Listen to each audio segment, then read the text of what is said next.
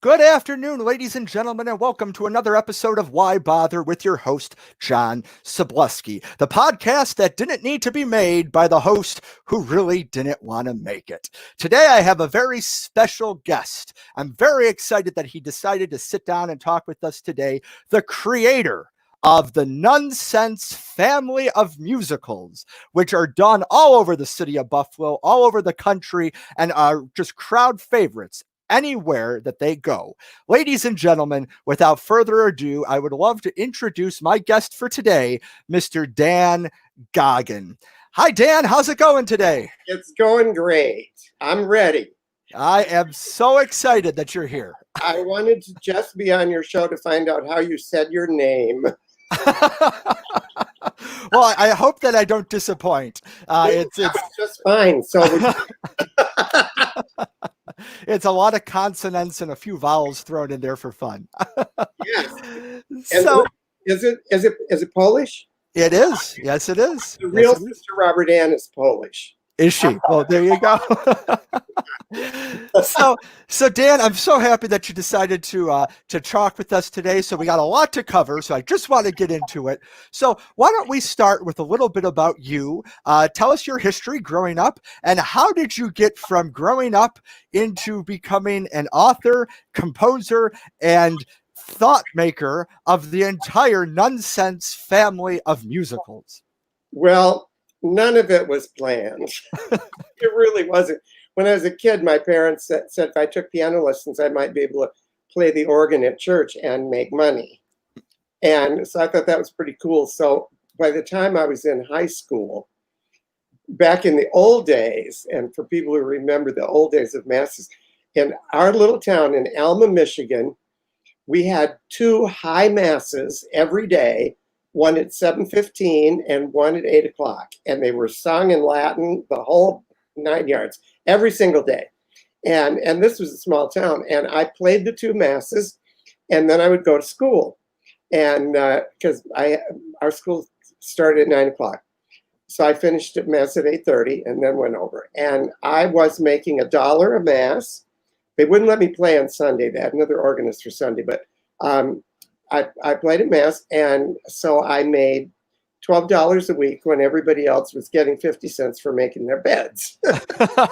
And so that kind of got me into the whole music thing. And then I started singing, and they discovered when I was, I think, in either junior or senior in high school. We had a really great choir teacher who discovered that I was a countertenor. Mm-hmm. And so I started studying that and ended up coming to New York and going to Manhattan School of Music. And in Manhattan, I started, totally focusing on voice as the major. And by a fluke, I got into the Broadway show Luther with Albert Finney, which was the story of Martin Luther. And there were 4 of us in it who played every part in the universe, mm-hmm. but also sang. And there was all kind of sort of background music and scene transition music and stuff, but it was all live. And some of it we sang backstage, some of it we sang on the stage. And so that really got me into that end of business, because I thought I would end up just being in like a real classical situation. Mm-hmm. There was a group in New York called the Pro Musica Antiqua, which I thought that would be the kind of thing that I would maybe be a part of. And so that got me into more of a current popular kind of side of the business.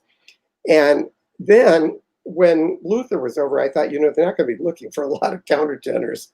But there was another guy in the show who sang with me, and we used to sing folk songs and stuff together just for fun. And so we put together a comedy act where I sang countertenor, he sang baritone, and we traveled with an electric harpsichord. And for about 5 years, we played all over the place. And we did, the college concerts when they used to have the coffee houses in the colleges, and you'd go there for a week. And then there were the real coffee houses too, like the Bitter End and stuff like that, where we would play. And then finally, when that started to fade away, we wanted to come into New York, and they said, well, you can't come into New York unless you have something original.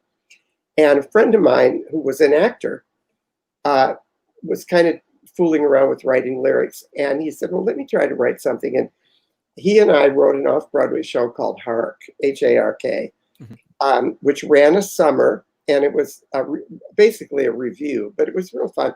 Got really nice reviews, and it kind of opened the doors as writers. And Bob and I were writing stuff, and then we were doing industrials, and which are, for people who don't know, it's the trade shows where you put together songs to sell a new product to the sales force. But it was great because you had to write pretty precisely and pretty fast, and you had a deadline. So it was an incredible training ground to learn. And then as we were doing that, a friend of mine was the photographer for the industrials. At the same time, a friend of mine named Brother Raymond Jarbo gave me a mannequin dressed as a nun as a joke because the nuns were starting to modernize. And this was a Dominican sister of Adrian. And so she became this incredible conversation piece. And that led to making these greeting cards, which we did. And the greeting cards, in fact, if you want me to show you one? Sure. I didn't think about this. I didn't really plan ahead. But I can show you. Like, this is one of the Christmas cards, which, let's go to the camera so you can see her here. Oh. And then the caption on the inside is, you bring the tinsel, I've got the balls. This is the type of thing we were doing. The funny thing is that we started selling them in all the little card stores in the village when they used to have the card stores on every corner, Yeah. Then we got, by a total fluke, and it would take up the whole show, the whole story, but we got into the National Stationery Show at the Coliseum. We sold 38,000 cards in 2 days. Wow. And we were like, oh my God, what have we done ourselves into? And we had wraps all over the country. And for 2 years, they just sold everywhere. We ended up making, I think, 78 cards. And then, they were saying you had to branch out, and none of us really were interested in making cards. It's a joke. So at that point, I thought maybe we could do something with the character, and because originally it was the one character, and make a little review. And a friend of mine had some sketches, Steve Hayes, and we put together this little review and played it at the Duplex in Greenwich Village in New York. And it was such a huge hit that we wanted to move it. But again, producers said, it's just a little review. You can't put something like that off Broadway because it's not that kind of show. And so I thought, gee, I really like it. And the producer came along and said, well, it'd be good, but it should just be the nuns, and it needs to have a new book to it so that there's a story. And that's when I started working on the actual book that's the show now. And we opened at the Cherry Lane Theater in 1985. And this is the 35th year that it's been going. And just before the COVID shut down everything, there were, I think, like 70 productions booked. And this is 35 years later. And now there's 7 different shows, plus the Robert Ann show. And Nunsense Men, which is the original, played by men. And so it's just gone like wildfire, and you really can't believe it. And then something that we can talk about another time, way back when Bob and I were writing together, we wrote a show called Johnny Manhattan. And yes. We did it as a workshop, and we didn't know what we were doing. We were so young. and people all loved it. But then we got going on these industrials, and it kind of just faded. And Bob passed away a few years ago, and a friend of his who inherited his estate said, I think it'd be fun to present this show. And we did it at Meadowbrook Theater in Michigan, and it was a huge hit. So now that's something that they're now beginning to hawk. The problem at the moment is Johnny Manhattan has 14 people in it. In the old days, 14 people off Broadway was nothing. You know, nobody would even think twice. The original production of Hello, Dolly that came in, and I know a lot about it because we had to, Luther was playing in the St. James Theater, and we had to move to the Lunt-Fontanne because they were both David Merrick shows, and he had already promised the St. James to Hello, Dolly. When Hello, Dolly came in, it had 68 people in the chorus. Oh my goodness. 5 buses just to carry the cast. Oh my goodness. So that's what shows were like. And so if you said you had 14 people in an off-Broadway show, well, that's no problem. 25. So we just let it go. But now our feeling now is that once we can get back into the theaters, the licensors said that they think the Nunsense shows are going to go through the roof because people are going to want something to laugh, and they're going to want something that is not so costly to put on. Sure. So we feel like that, you know, we'll get all our people back. But oh yeah. It's been the most phenomenal experience. I can't even relate to it. You have the picture, I think, of me ironing in the back. Yes, here, I'll pull that up. This is one of my favorite pictures. Someone said it must have been in the men's lavatory because the seat is up on the toilet. but I would come out on the stage as a brother. Oh my God! Oh, this is. Let me just get rid of that. It's a fax line that you can't turn off. Now they'll probably think I hung up on the call again. It's always a telemarketer. Oh yeah. We could have talked to them and see what they had to sell. Anyway, originally I had to make the habits myself because, you know, nobody knew how to do it, and we didn't have any money, and so we learned to do so many things by ourselves.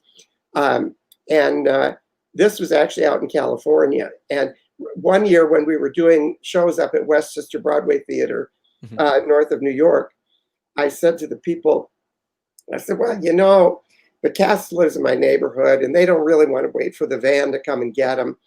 So why don't you not hire a wardrobe person for the show? And I'll just come up, and, you know, we have doubles of everything. So the girls will do the show, I'll wash and iron the doubles, and then the show will be over, and we'll all go back to Manhattan. And we did that for about 6 weeks. And we were just all having a great time together. Many of the people are still around. We all stick together. And we're kind of like this little just gypsy group that can go around, put on shows. We were supposed to be doing one in September, but they moved it to March in Florida with Cindy Williams. Oh, very cool. Yeah, Shirley. Very cool. So, it's been one of those things that we've all been part of, the group.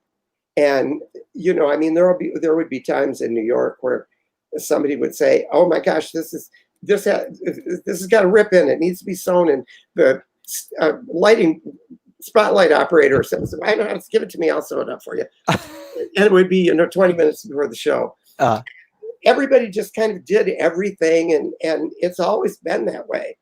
But, you know, it was always just fun. And it still is. We just go out and have a good time together. Somebody asked me, am I going to retire? And my business manager said, retire from what? He's never had a job. Sort of true. I mean, it's just fun. Part of the cast got together a couple of weeks ago, came over by my apartment because Riverside Park is just 1 block over. Sure. And there's one little place there where there's a monument, maybe it'll stay because it's Joan of Arc. But Anyway, it has a circle around it. We all sat in the circle around Joan of Arc and spent a couple hours just yakking away together. And so we're still all very, very homespun, and that's really how it got going and took off.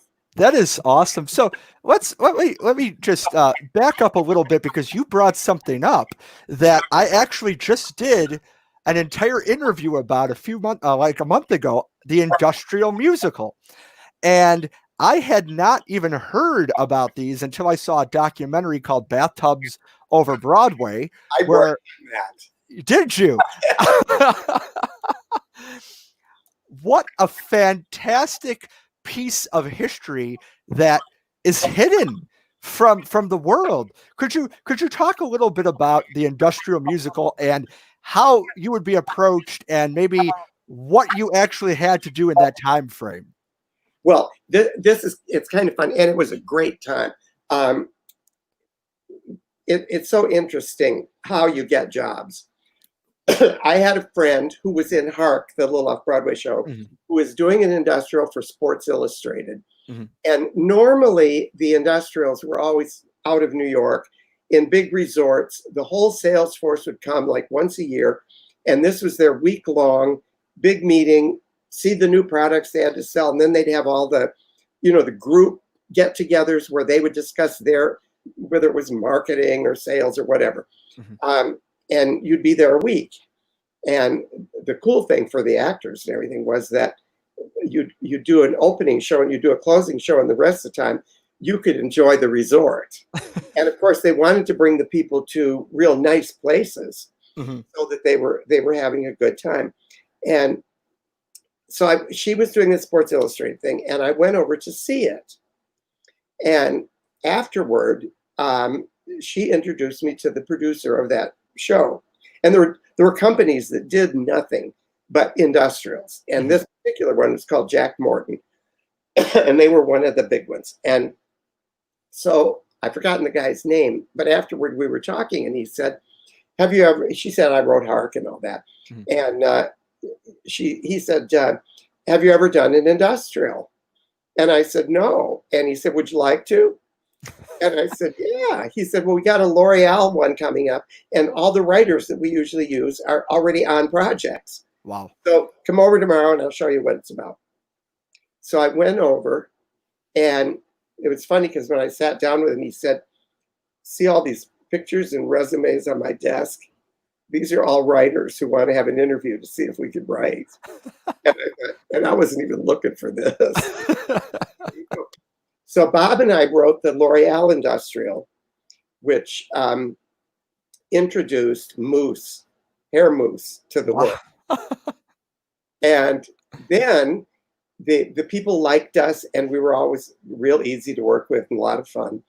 And so we would get more, and one after another, we'd get more. And then if they were ones that recorded, you would just use the bass music and change the words.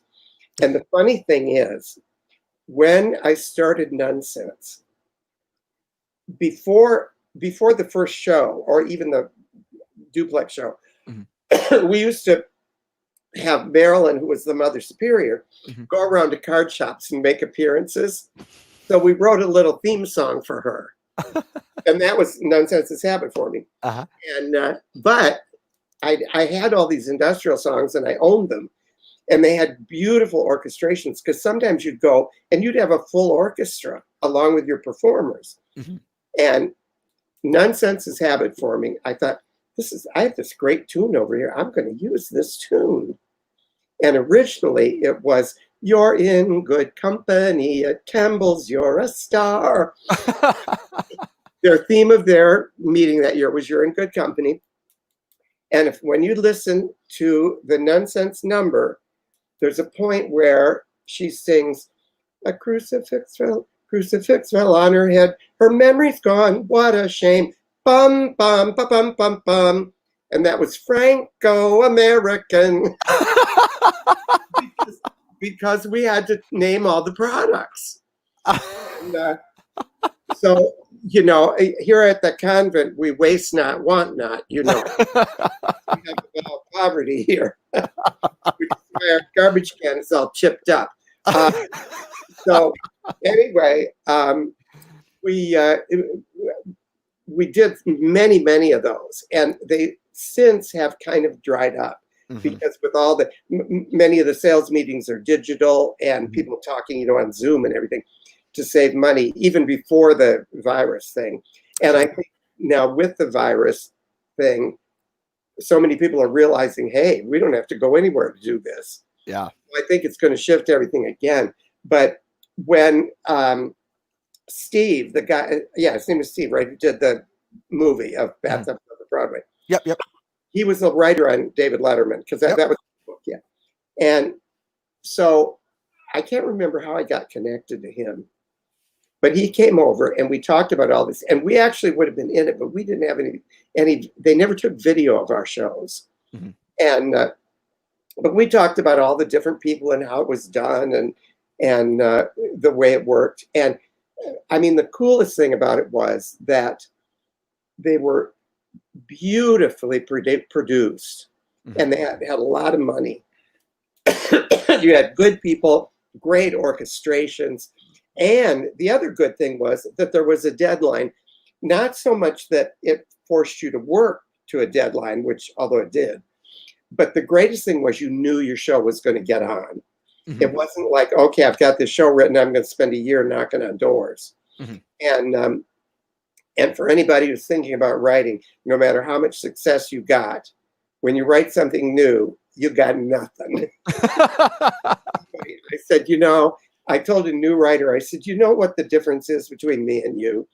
I said, if I write a new show, if I write about nuns, the door is open. But if there's money in them there hills. But otherwise, if I have a new show, you go to the office, and I said, you'll go in to the young guy. The receptionist on the first floor will say, oh, I'm sorry, they're not accepting any new scripts right now. And you go to the coffee shop and feel bad. I go there, and sometimes they even have a sign, welcome Danny Goggin.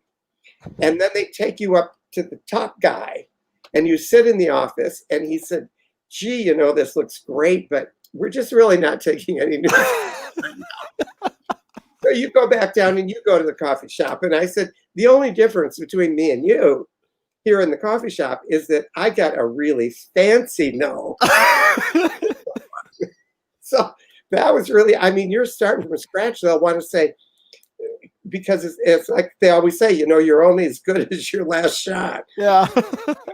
and they don't trust it. And somebody said to me one time, we opened most of our Nunsense shows at the Chanhassen Theater in Minneapolis.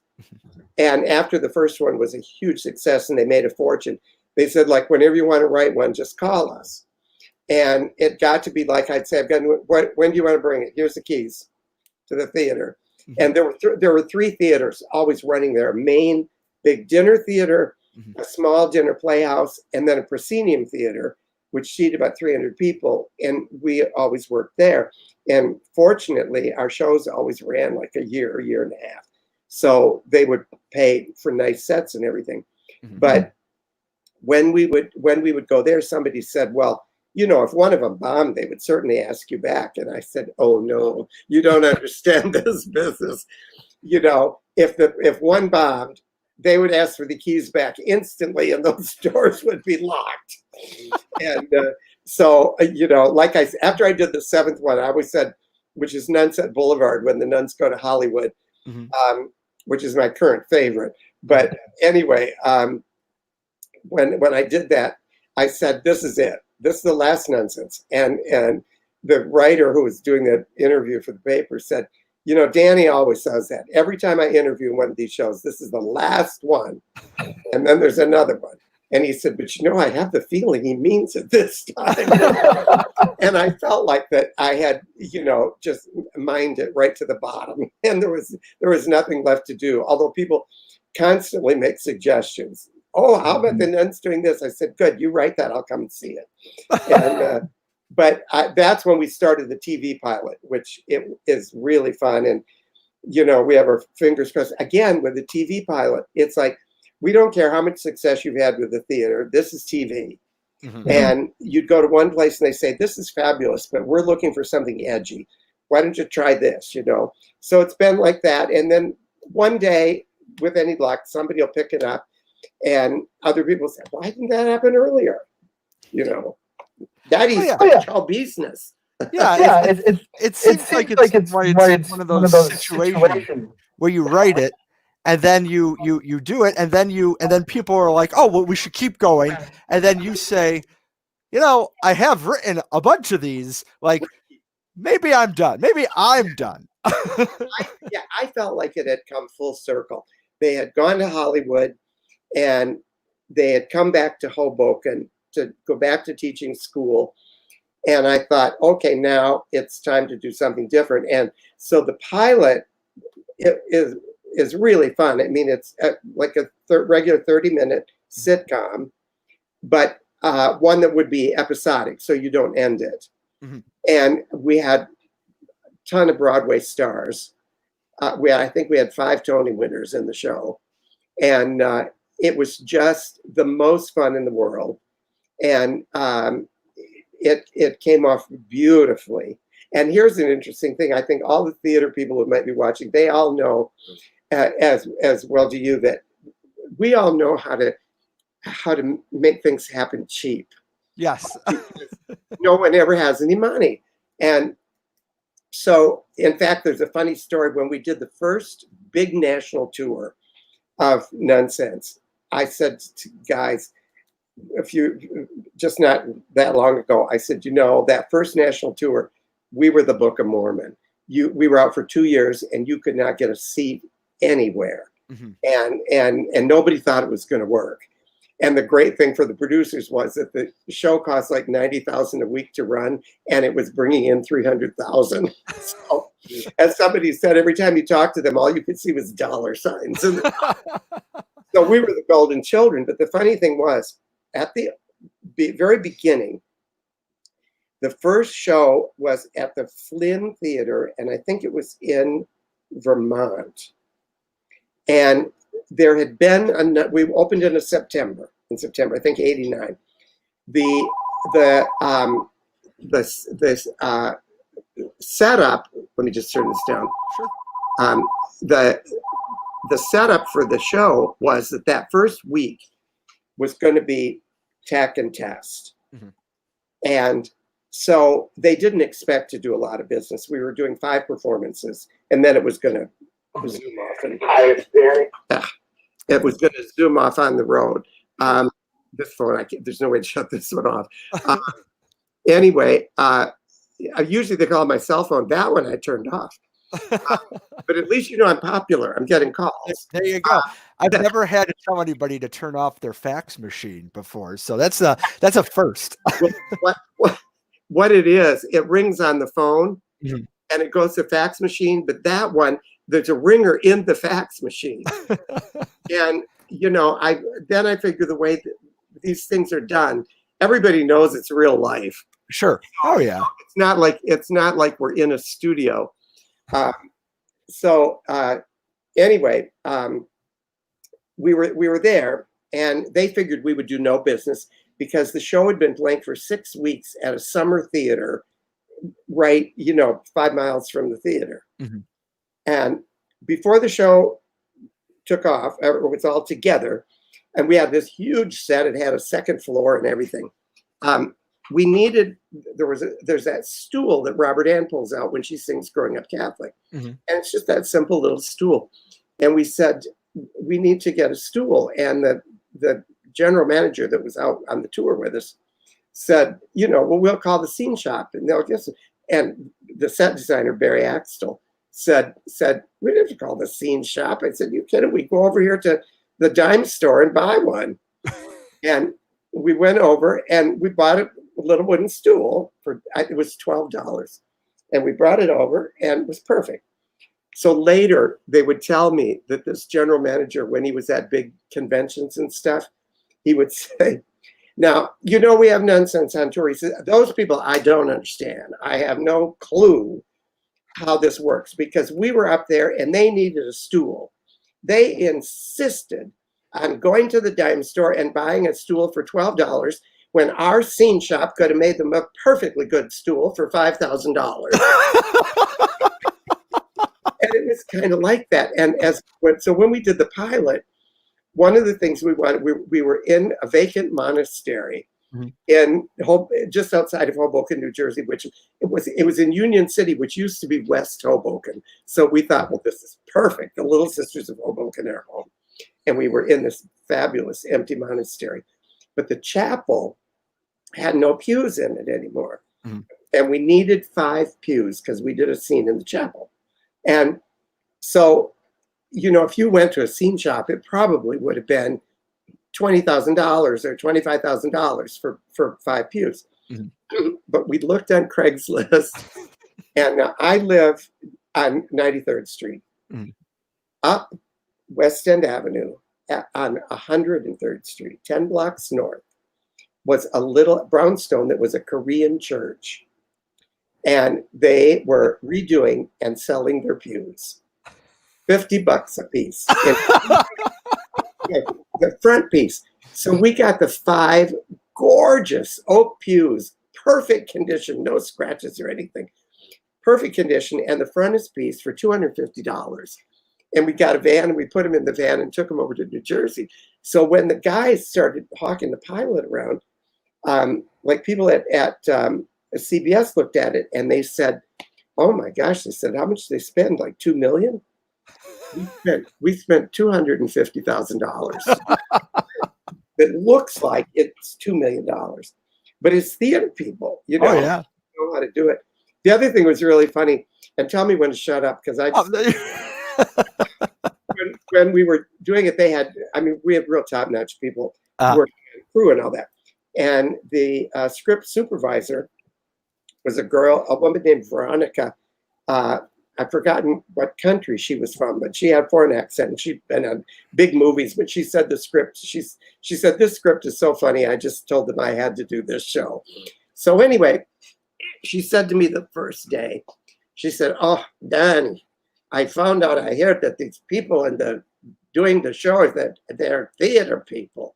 Oh, they're going to be nothing but divas. It's going to be awful. Going to be nothing but divas." So I said, "No, they're very nice people."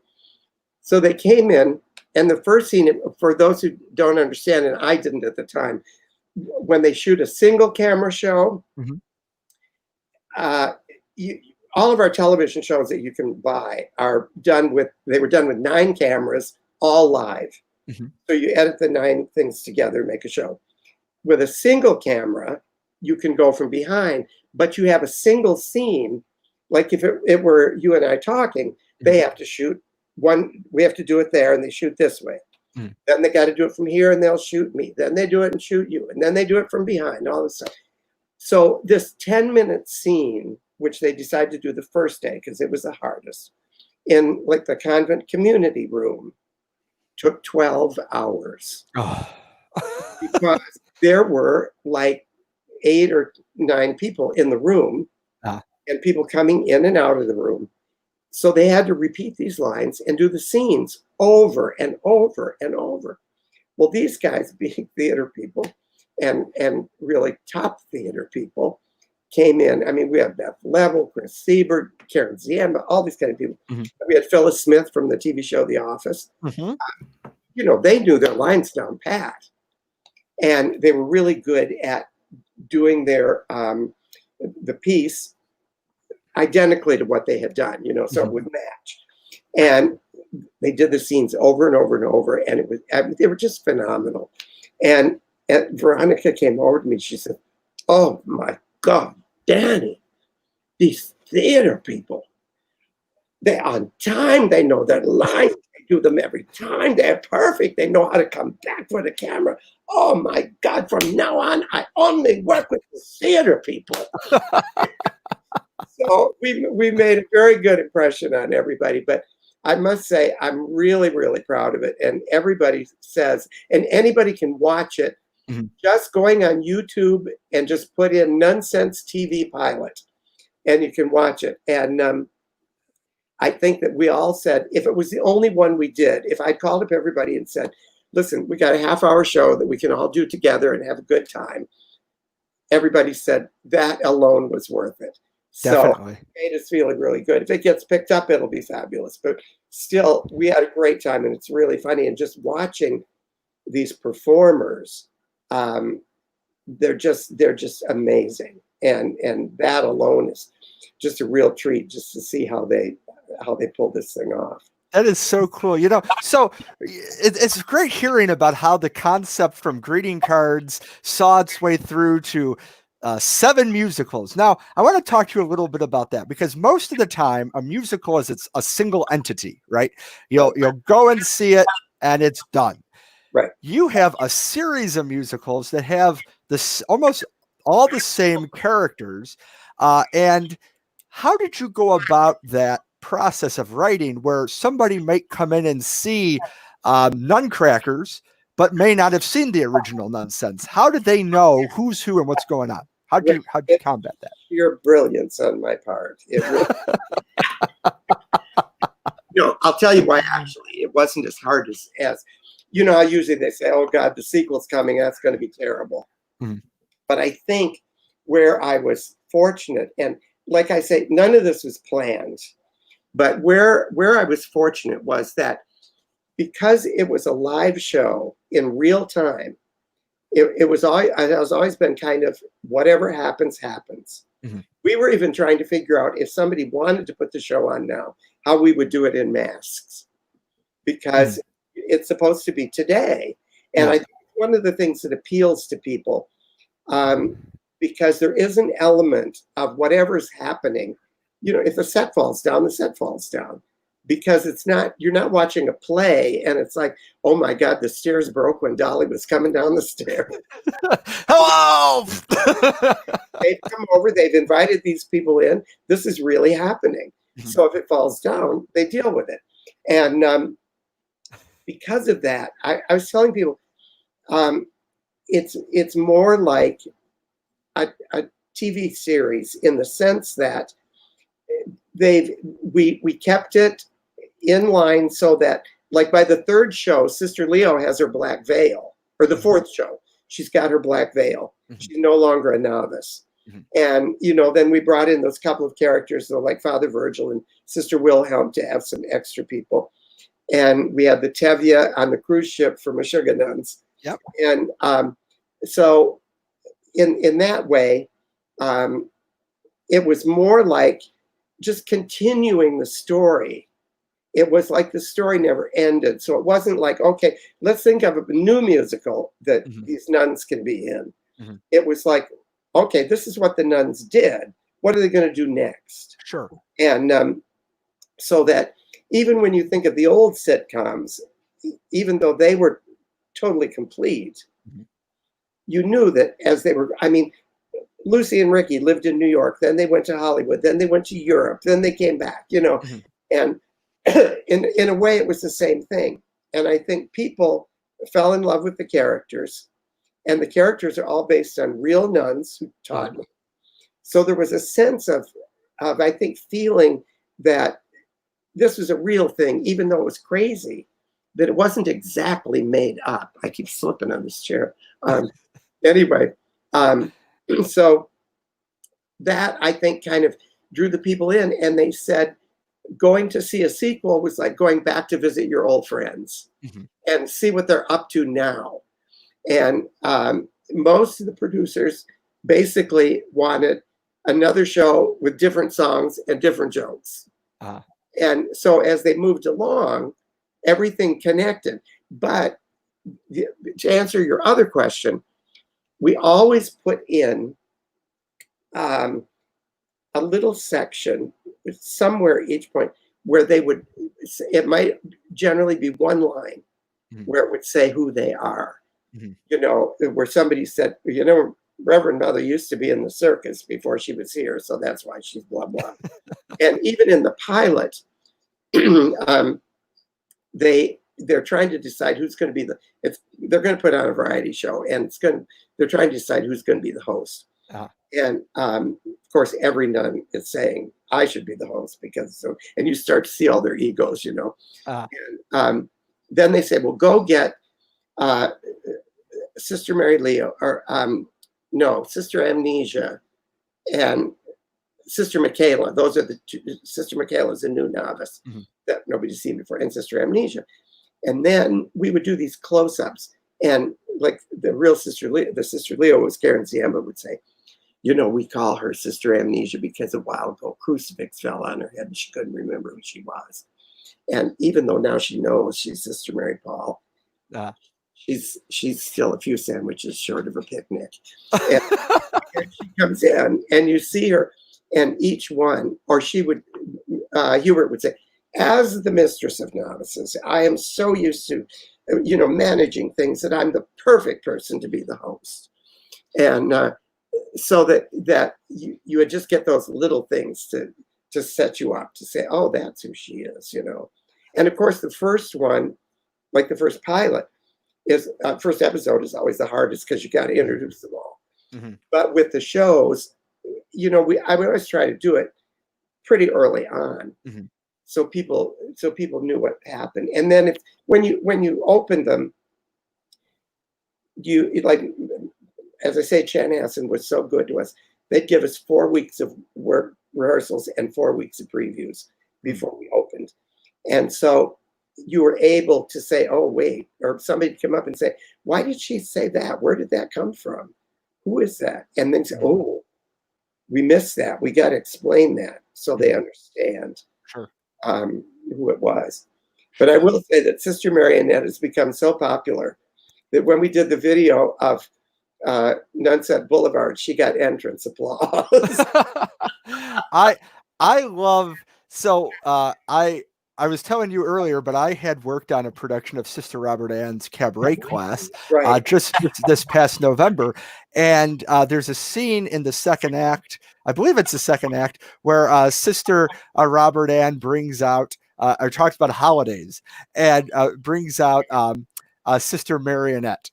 And oh my gosh, it's always hilarious. Like I'm sitting there playing the piano, and I'm having a hard time keeping a straight face while I'm playing the piano and keeping my eyes on the music, because I'm just out of the corner of my eye, I'm seeing this craziness happening, and it's just always so funny. And what a brilliant name!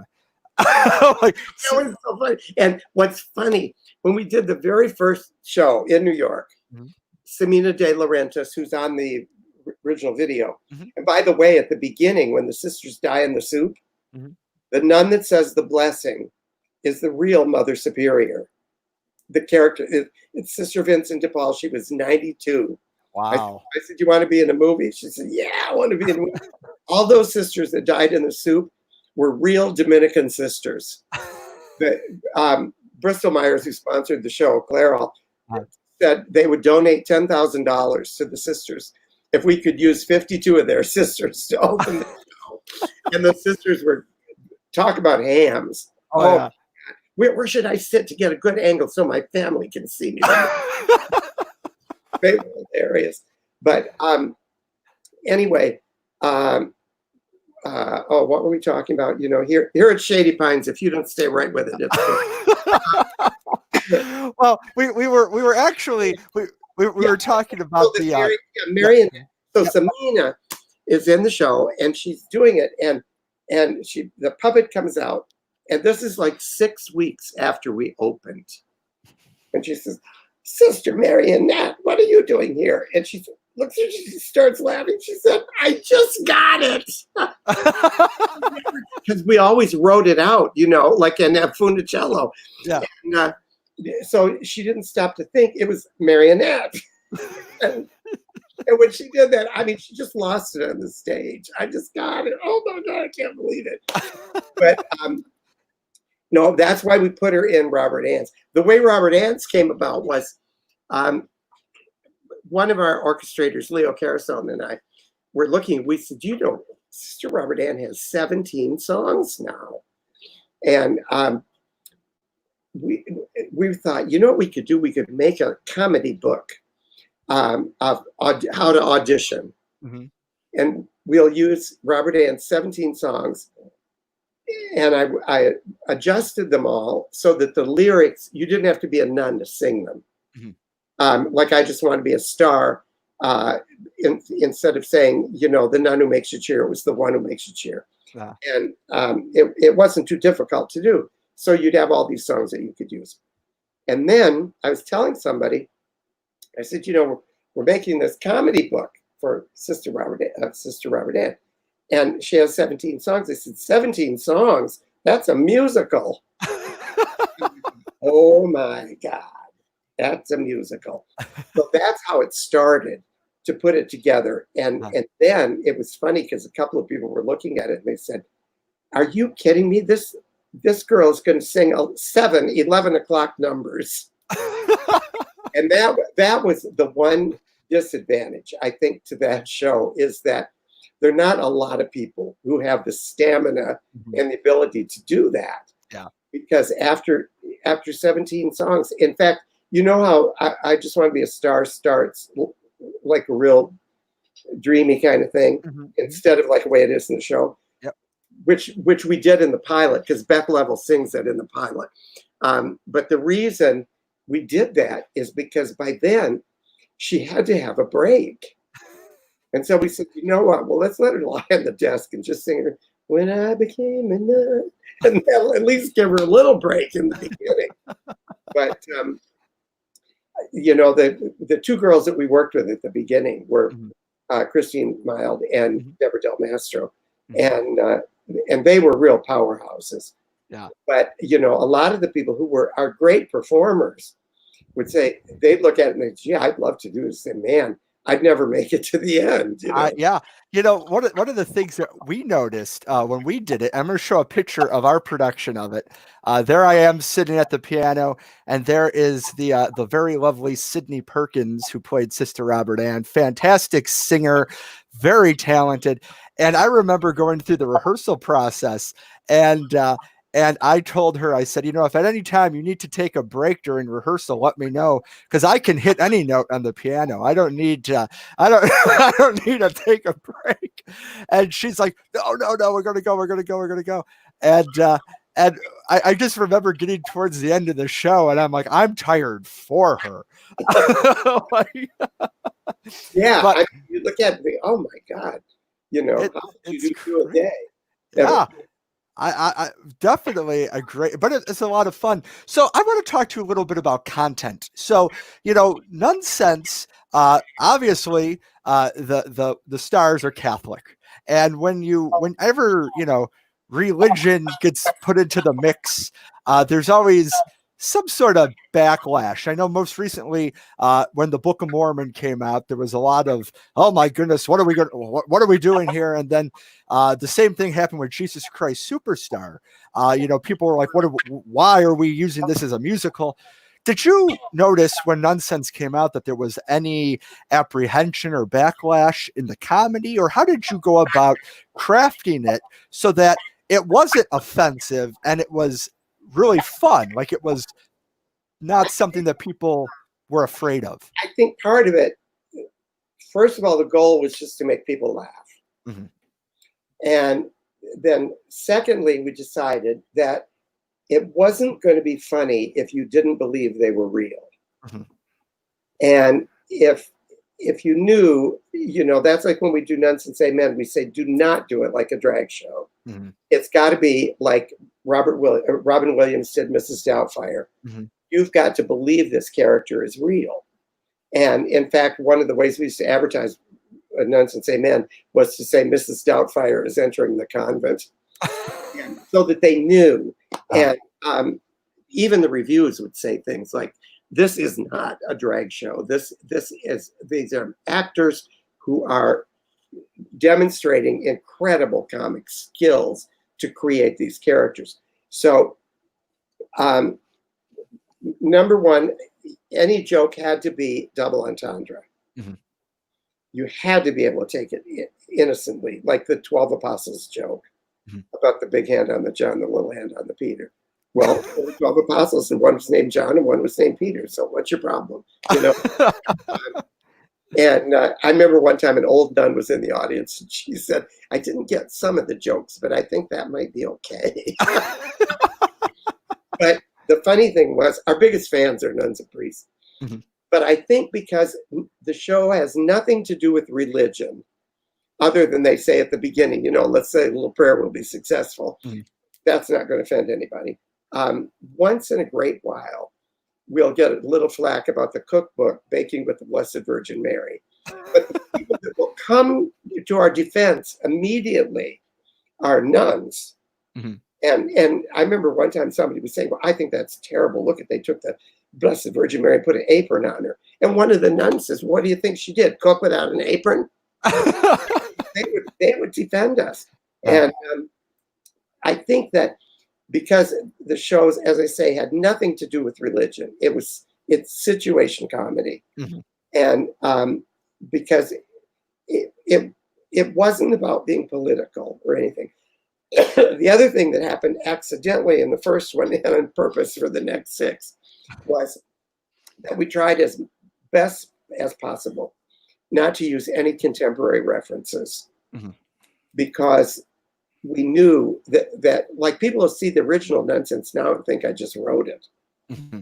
And because there's nothing to reference a particular thing like somebody dying. And I mean, actually, the only thing that's ever not hurt us in the sense that we had to do a couple of rewrites is if somebody died on us. Yeah. and you know, they were like something that was fun. We used to have a Sonny and Cher joke. Well, when Sonny died, you know, I mean, you can't play that anymore. Yeah. So there were some little things like that. And when they changed popes, one of the songs in Nunsense 2 has the Pope's name in it. And it rhymed with something, which made it even worse. I figured that out. And then the licensors put that in the book. But other than that, I tried to make it where this is just funny. Like, you know, when you look at some of the old sitcoms, mm-hmm. It's the situation they're in. It's not that, you know, it involves the fact that it wouldn't be funny if they you know, we're talking about something particularly that happened that day, mm-hmm. and you know, now it's gone, and people you know don't connect it to anything, mm-hmm. or young people don't, and some people ask me if Sister Act hurt us, and actually it didn't. It really helped us, because for young people who didn't see traditional nuns on the street like we always did when we were kids, mm-hmm. it reintroduced the traditional nun. Sure. So it kind of validated Nunsense again, that these nuns were traditional, you know. Sure. See, I have to tell you, so I used to work in a Catholic school, and when I was getting ready to play in the show for Sister Robert Ann, I went to our priest, Father Peter, and I said, Father, I need some tips, some tricks. I need to be convincing. And he told me, he's like, John, small hand gestures. Small. He's like, that will be it. Because if you're doing these huge hand gestures, people are going to think you're off. He's like, small. No, it's true. It's those little things. One of the nuns who came one time, and then I'll tell you another funny story about it. One of the nuns who came, if you watch in the original show, Sister Hubert has a pencil case on her belt, mm-hmm. which all the nuns had when we were kids. And one of the nuns came up, and she was by then in just a little modern habit. Mm-hmm. She said, oh my God, when I saw that pencil case on Sister Hubert, I thought, this is too scary. She is for real. And in New York, what we used to always do, because our theater, the Fairbanks Theater where we played all those years, was a separate building. Mm-hmm. So we could kind of do anything we wanted with it, mm-hmm. and make it look like a little school, even when you came in the front door. Mm-hmm. And all of the nuns' pictures were as nuns' headshots. They weren't the actors. Mm-hmm. And then it just said in the bottom, like, you know, this is Mother Mary Regina, the Mother Superior, the former Nancy Carroll. And we would hear people, I'm not kidding you, John, would come out of the show and they would say, you know, they must have been actors before they became nuns because they're so good. And, you know, they'd go out in the audience and people would be scared.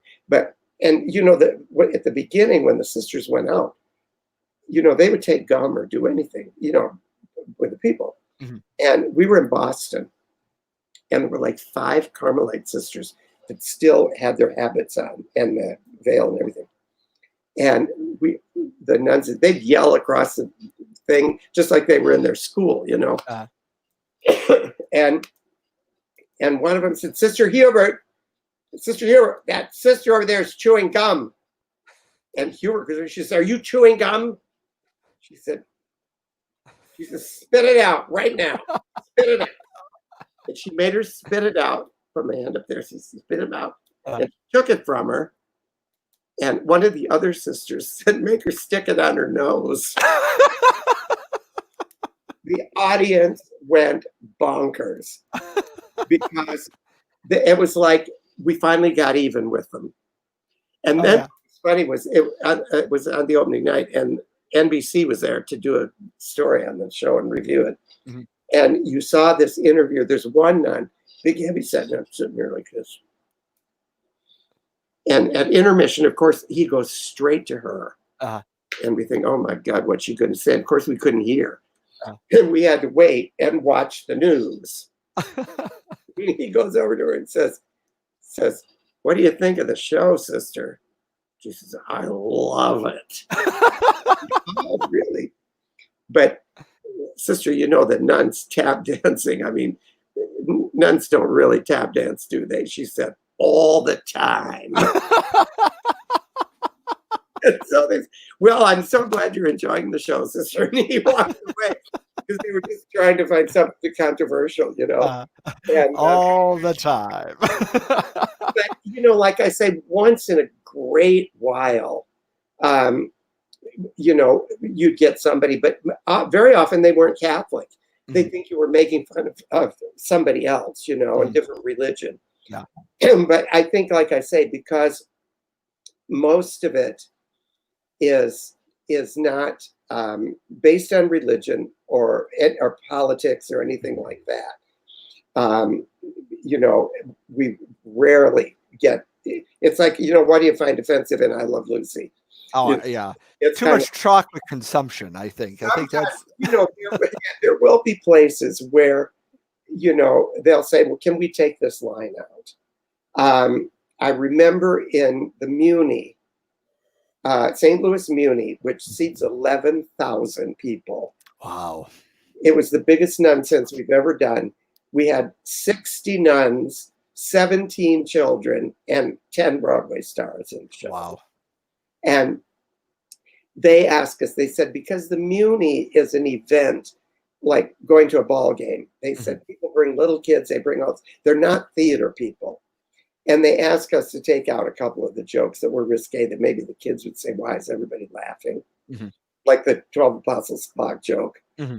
And the girl who played Amnesia, Terry Kelly, who's a Broadway star, said to me, you've got to let me do this somewhere where I can do the joke. That's the best joke.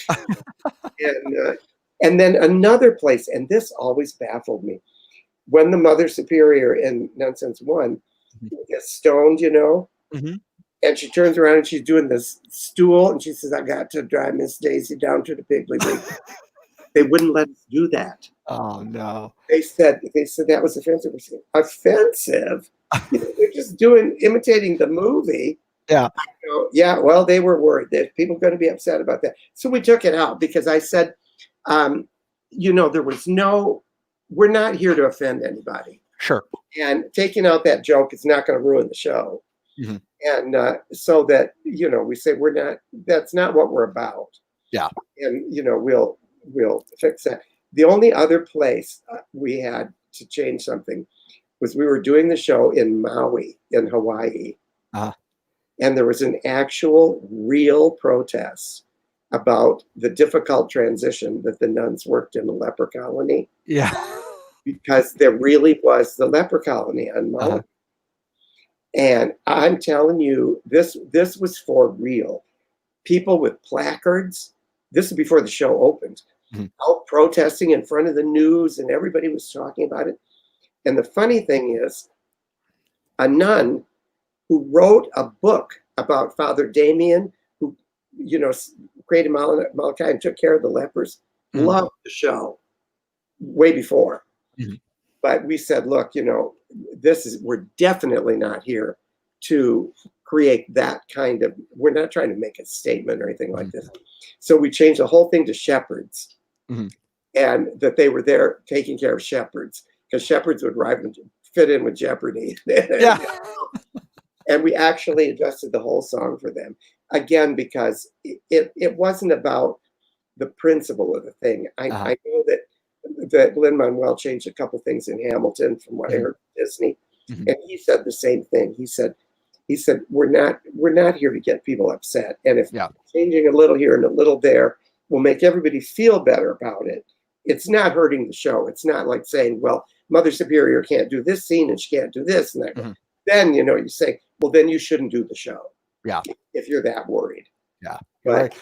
So Dan, I got a couple pictures here I'd like to show. This looks like your picture, your caricature at Sardi's restaurant. This was probably one of the all-time best days of my career so far.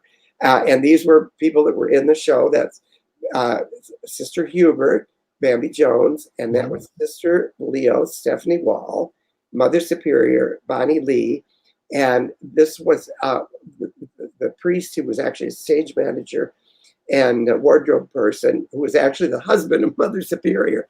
That was Father Dan Foss. And that was so exciting when my press agent called and said, you're going to get your caricature done for Sardi's. And I said, oh, come on, Rick. I said, is this something you're trying to do or it's really going to happen? He said, no, it's really going to happen. I said, are you kidding me? And he said, you're getting your caricature in Sardi's? I said, oh my God, I can't believe this, because there's very famous people on the wall at Sardi's. But the thing about it is, you don't get to see the caricature. And they had done something, and then my press agent called and said, they have to postpone this because the owner of Sardi's is not happy with the caricature. So he's making them do it again. And I'm thinking, oh my God, what is this going to look like? And so you have no idea. And it could be wonderful, it could be horrible. And it's all covered up. And all your friends come, and they're all gathered around and all this. And then the owner of Sardi's coming. Now we're going to unveil it. And they put it off. And I thought he really did a great job on me. And one of the girls out in the audience, I said, oh my God, it's Dream Danny. And I thought, oh, thank God, it was Dream Danny. And I told them, the people who were all there, I said, it reminded me of the time that in I Love Lucy, when they were at the Brown Derby. Yeah. And I said, I thought they'd take this off and somebody say, well, now, is that Mary Martin? And, no, that's Danny Goggin. And so it was just the most unbelievable relief, but just what an incredible honor. And then recently, somebody sent me a picture. They were celebrating Angela Lansbury, some kind of an award. And Angela Lansbury is right front, just like if you look where you are, and then if you look in the back of your room, there's that painting on the wall. Yep. That was me. Wow. Because they were at Sardi's, and there I was right next to Angela Lansbury. And Jason Daniele, the actor, sent a message. He said, this is the best photo bomb ever.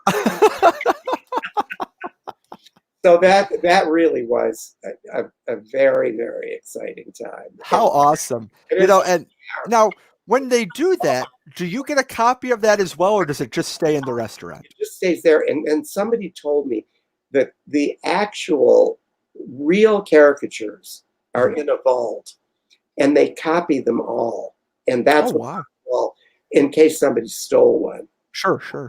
How awesome. So that was, that just really, really blew me away that happened. That is so cool. So Dan, right, back in the fall, or no, sorry, the spring, a really awesome thing happened for Nunsense. Broadway HD had acquired all the tapings of Nunsense, and now they're available on the platform BroadwayHD.com. So could you talk a little bit about how that came to be and what that process was like? It started again. It's one of those things. It's like I always say, God loves nonsense because the things happen that you have no control over. Some people were starting a new thing to present Broadway shows live, like they do, so that you could see them. And they called us, and we met with the people, but it was definitely a startup. So it was one of those things like, they could pay as you go, like by the views or something like that. And I thought, well, I don't know. And we weren't sure because, they were sponsored by Bristol Myers at that time. We didn't know who actually would have to be cleared to do it. And so then I was talking to my agent, and he said, well, why would you want to go with a startup? Why don't you go with BroadwayHD.com? They're already doing it. And I said, oh, those people, they want to do big Broadway shows. They're not going to be interested in nonsense. So we kind of let it go. And out of the blue, Gio Masali, who we were talking about on the show, calls me up. No, he sent me an email. He said, please contact me as soon as possible. We want to talk to you about Nunsense. So I called him up, and we went in, and I met with the people there who are just terrific, wonderful people. And they said, we would like to do all the Nunsense shows. So I said, hey, that's great. So we made a deal. And first they were going to put the pilot on. And then they said, no, you know what? We're not going to buy the pilot from you now. Because their idea was if we put it on, maybe somebody will see it and they'll pick it up. But then they said, you know what? We're kind of looking to growing our business. And there may be a point where we would be able to do more. And so we're not going to take the pilot yet. We want to keep that as a possibility. So that's how it got started. And so everybody who's listening, go to BroadwayHD.com. You don't even have to watch this whole show. Just click on it so it'll look good for us down there. It's all about numbers and the bottom line, right? Absolutely, And but it is a great way. I mean, for theaters, you can buy the DVDs, but there are a lot of people now who they don't even have DVD players. If they can't watch it on some kind of computer, and you can watch it on your television screen. It connects so you don't have to watch it just on actual computer. It's great. And, Broadway HD is a great resource too. If you're unable to go out to New York to see a show, or you don't live near a touring house, it's a great opportunity. So Dan, I got two more questions for you, then I'm going to let you go. All right. Cause I think we got some really awesome conversation here today, but I'm curious about one thing and then one other thing. Okay. So we'll start with this one. Okay. So you have all your shows are available for licensing. And I have this question as an aspiring playwright, and I'm sure 100 million other people in the world have this question as well. When you write a show, what do you got to do to get represented so that you can have your content licensed? How does that work? You got to put it on. No, actually, you need to do something that gives the licensors the idea that it's going to work, and they'll make money off it. And I think they're different things. I got to get a different chair if I keep doing these things. It's a rolling chair, people, for an office, and so that as it rolls around, it slips you down. So now you know everything. Well, there you go. The way it happened with the original show was that we were already up and running, and the different licensing people would always send representatives to look at it. And if it's playing in New York, it's easy to get somebody to come and look at it. And so they would look, and with us, they decided that by then it was running for a while, and they thought, this could make some money. And I think they also saw comedy, inexpensive, one set, 5 people. You could do it with just a piano, or you could do it with an orchestra. And so then they gave us money. I think our first advance, but by then, as I say, we might have even already had a booking for a second company in Philadelphia. I think it was like $70,000. And then it went for 8 years, and they licensed it, and then of course you get your royalties and stuff. But when it came time, a lot of producers by then were saying, boy, we sure would love a sequel. And my agent called and said, what would you think if I started a bidding war for a sequel? Because now people have seen this thing is running all over the world, and by 8 years in. And so he started a bidding war, and then the Tams won out, Tams Whitmark. And so they got the next ones. They would give an advance because they looked at it like, this is going to make money. If I had, even when I had the Robert Ann show, they didn't know what was going to happen. They said, well, we'll publish it, but we're not giving you an advance. And I said, okay, because for everybody who's listening, including yourself, an advance is only good if your show is a bomb. Because that means you have ripped them off for the advance and they never made anything back. Because this is not a free gift to start off. You have to work that off. If they give you $5,000, if they give you $70,000, the first $70,000 that comes into the company, you get nothing because you already you got it. It's like my house cleaner says, don't give me any money in advance. No. I don't ever want to come and feel like I'm working for free. So, but that's the thing. You have to get somebody interested to see it. If it's successful, it is really hard if you're starting from scratch. Now, for example, Johnny Manhattan. I looked at this. Now, what happened for me also that was very lucky was because Concord bought Tams and they bought Samuel French. So now all of my stuff is together in one place. They can advertise everything. They're not in competition with each other.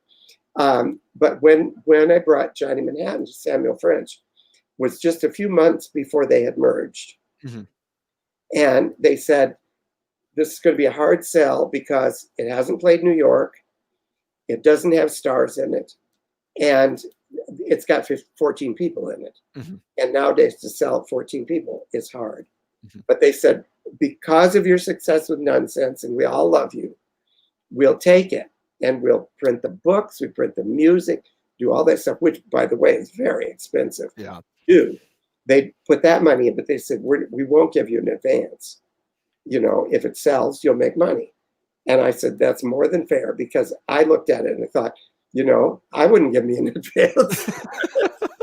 Because, everybody loves it and they listen to it and say, oh my God, this is a great show. But it's very different from Nunsense. It's more like Grand Hotel type thing. All these people are coming to this club for one night.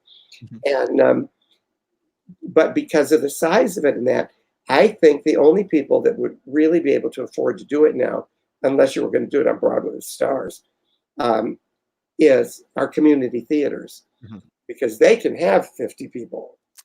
Everybody's working for free. And that actually, too, is a place where you can make an enormous amount of money for writers, because the community theaters also pay the royalties. And that's really their main expense to put on the show, because everybody volunteers to do all the stuff. And we're getting our pews at the old Korean church 10 blocks away from us for $50 each. So we got it. We're good. Exactly. And if you're a community theater in a small town, you could probably convince them to give them to you. And you can have them back when we're done. So and but I think that's the key, really. Obviously, the best thing to do is have it done in New York. And like we said, we can't do Johnny Manhattan in New York because nobody can afford it. And now the other thing that's kind of sad, because of the way the prices have gone and everything, people who used to come to New York would go to 4 or 5 shows. Now they go to 1 because that's their entertainment budget. And I said, if they're coming to New York, they're not going to go to a little off-Broadway show. And there's no way. And unfortunately, with Johnny Manhattan, you can't really cut it down. It's not like you could double somebody up or take somebody out, because the next thing you know, they're playing the 2 parts and they're talking to themselves. And for the show, oh shoot, what's the name of the roller skating show? Starlight Express? No, the other, the Xanadu. Xanadu, yeah. Yep. I always loved that thing where I think it was Jackie came out and she said, and my sister would be here with me if it weren't for that cheap double casting. She had to be another part on the stage at the same time. And, you could pull that off a little bit with Johnny Manhattan, it wouldn't work. So it has to be a theater. Maybe a college could do it, but it was there. So we all wanted to try it. And we had a great time with it. And there's a CD of it. And actually, if anybody wants to look, you could just go to JohnnyManhattanTheMusical.com, and it's all on there just for fun. And that's something that at some point, we were really going great guns with it until the COVID hit. And, then it was like, okay, well, coming back from COVID, Johnny Manhattan is not going to be your savior. It's very interesting to see that we put a lot of effort into these effects on this show, Dan. Come on. So, I have to tell you something really funny. You talked about the cheap casting, where the character was supposed to talk to somebody else. A few summers ago, I had helped create a theater in the park outside of Buffalo, and we did a public domain version of Alice in Wonderland. And my Tweedledee and Tweedledum, we were like really far into the rehearsal process. I mean, we're talking like 3 weeks and we're opening. Like, I mean, we were close. And my Tweedledum got sick and had to back out. And the Tweedledee says, "I guess I'm playing both characters as a joke." And I said, "You are." And I just walked away. And he did both parts at the same time. Yeah, I mean, sometimes you just have to pull something like that off. You just like you go for it. Was that your? Do you have another question? Right? Yeah, one more, and it's the last one, and I gotta know. So in my family, I grew up watching the Golden Girls with my mom and my grandma. Rue McClanahan on the VHS of the original Nunsense. I gotta know, how was it working with her? It was a dream. Now, we had heard from some people that Rue was real tough. Mm-hmm. She wasn't at all. But I'll tell you an interesting little Rue story. And the thing was, again, the Lord works in mysterious ways. That show was supposed to be A Day in Hollywood and the Night in Ukraine for Bristol Myers. They were going to do a musical a year, and it was called Claire All on Broadway. We were doing Nunsense 2 with Joanne Worley, and out in Michigan. And one of the producers of the Broadway thing was Neil Rosen, who was the head writer on Three's Company. But he and Pat Paulson ran this summer theater over in the summers when the shows were on hiatus. And we were there, and there evidently was a big casting dispute on Day in Hollywood. So they said, "We're not doing it." So Neil came over to me and he said, "How would you like to do Nunsense for television?" And I'm like, "Yeah, we kind of thought that might be fun, although everybody has always said no." And he said, "Well, Bristol Myers is in a spot, and they'll take Nunsense." And here's the other thing that was really cool, which never would have happened if we had knocked on the door and pitched it.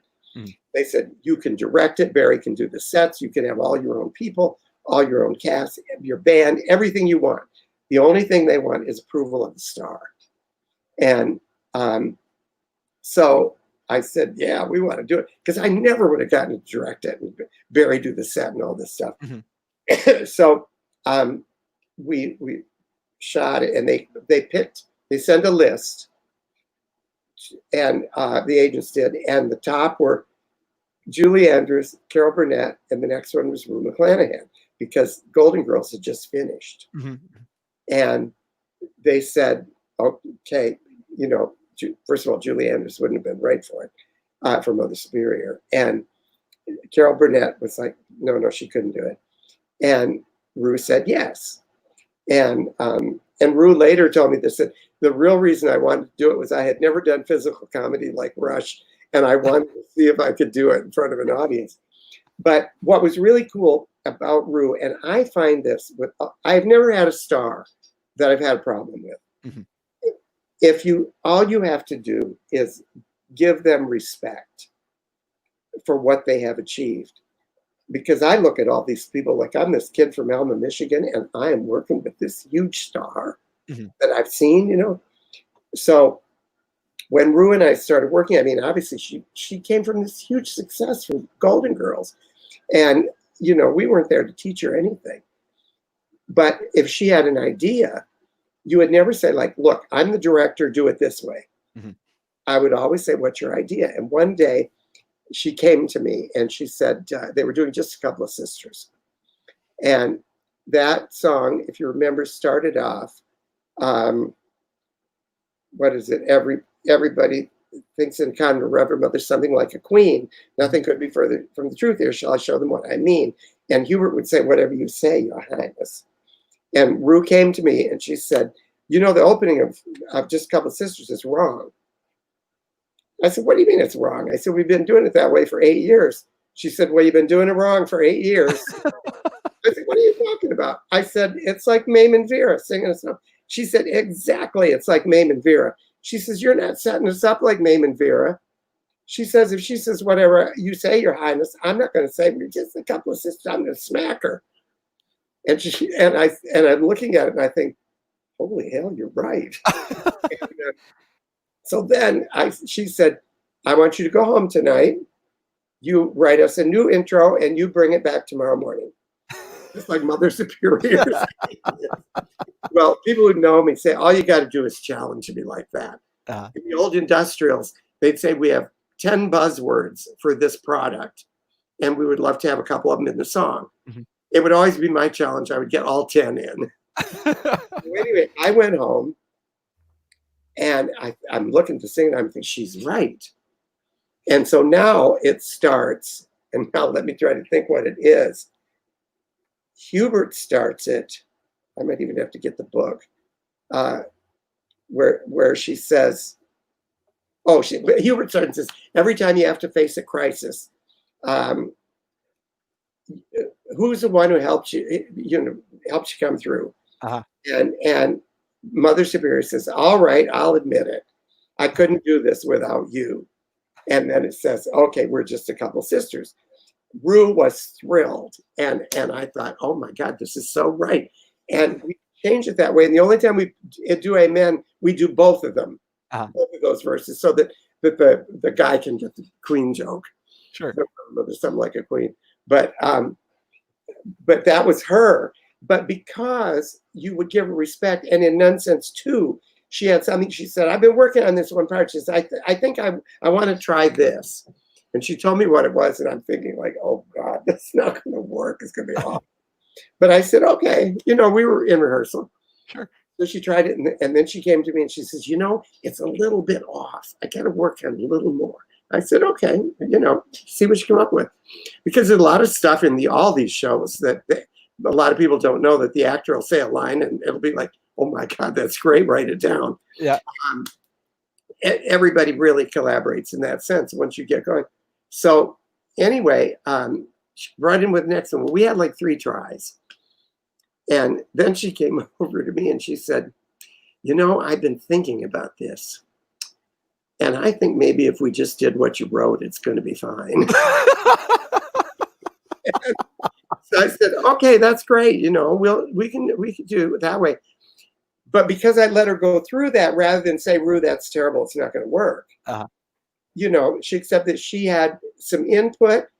She herself was the one. And then like sometimes she would ask for things like, instead of using the umbrella for turn up the spotlight, she said, I just feel like I could be funnier with fans. Because people always would have that, Blanche in their head, even though it wasn't. But she said that's the kind of thing. So it's like, yeah, what's the big deal? Let her have fans, And I've been very fortunate as a writer.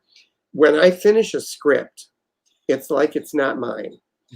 I don't know how this is, but I'm very fortunate because we're all sitting together working on it.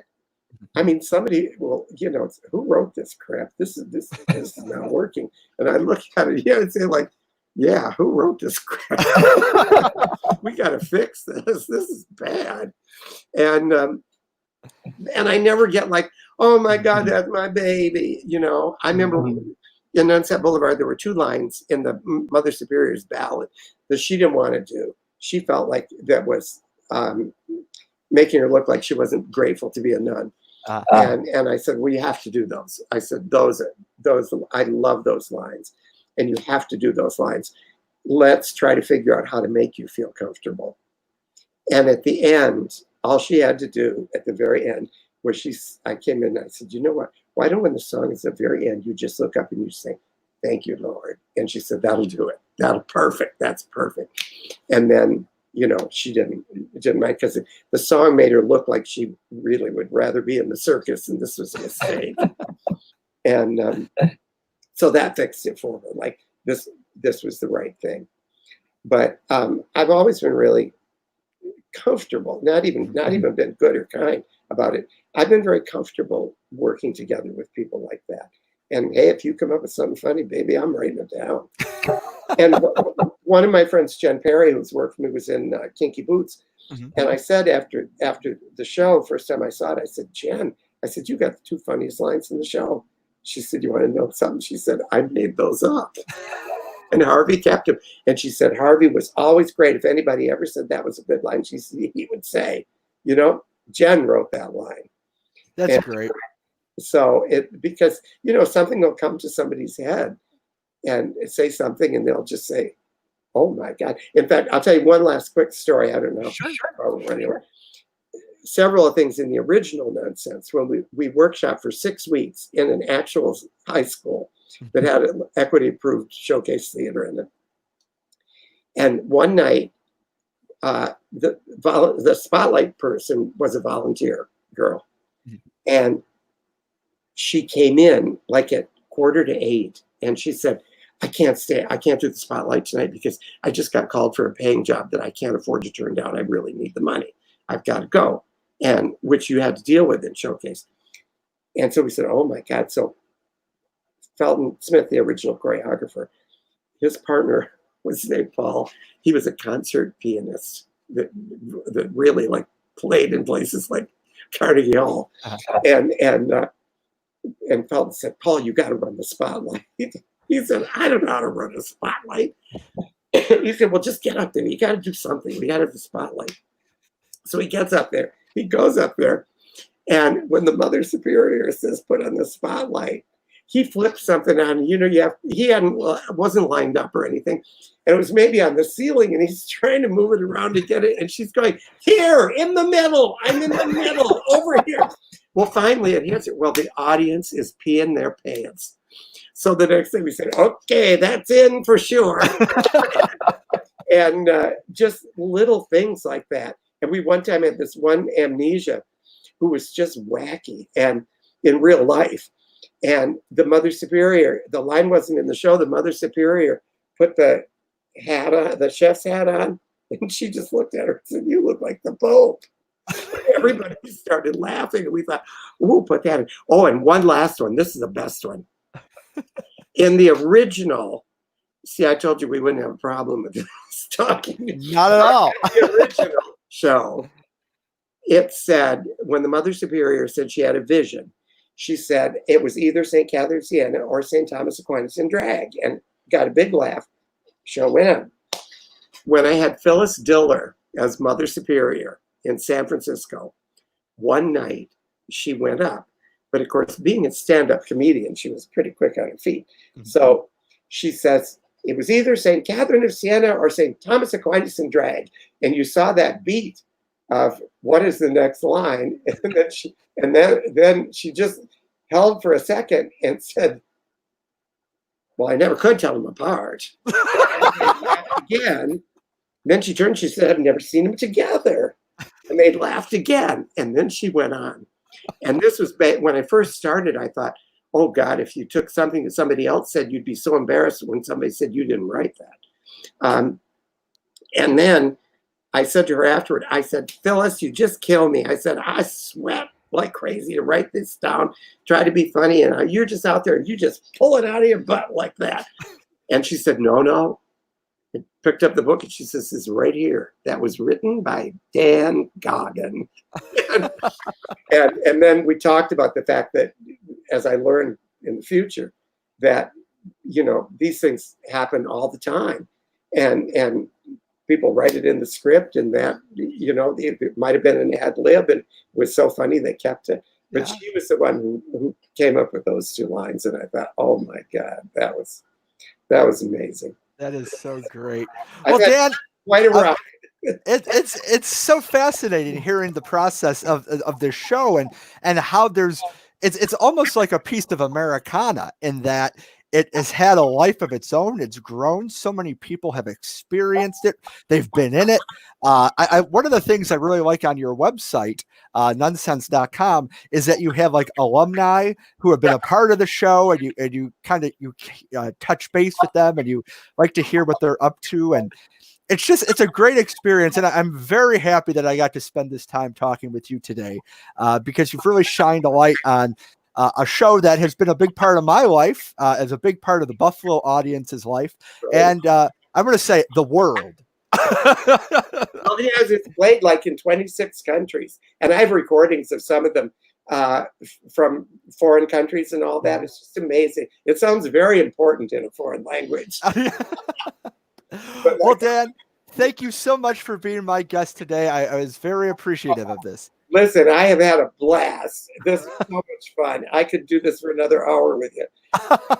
Well, thank you. I'll be right back with you in a second. Ladies and gentlemen, today my guest was Dan Goggin, the creator of the Nunsense series of shows. You are able to learn more about them at nunsense.com. You can also watch all of them on Broadway HD. It is a great service where you can bring live theater recordings into your living room. And also be sure to check out JohnnyManhattanTheMusical.com to hear about Dan's lesser known work that is going to be taking the world by storm. I guarantee it. Please be sure to like and subscribe to Why Bother on Facebook and on YouTube. And Why Bother is now available on Apple Podcasts. I really do thank you for taking the time to join us today, and I look forward to seeing you on our next episode of Why Bother.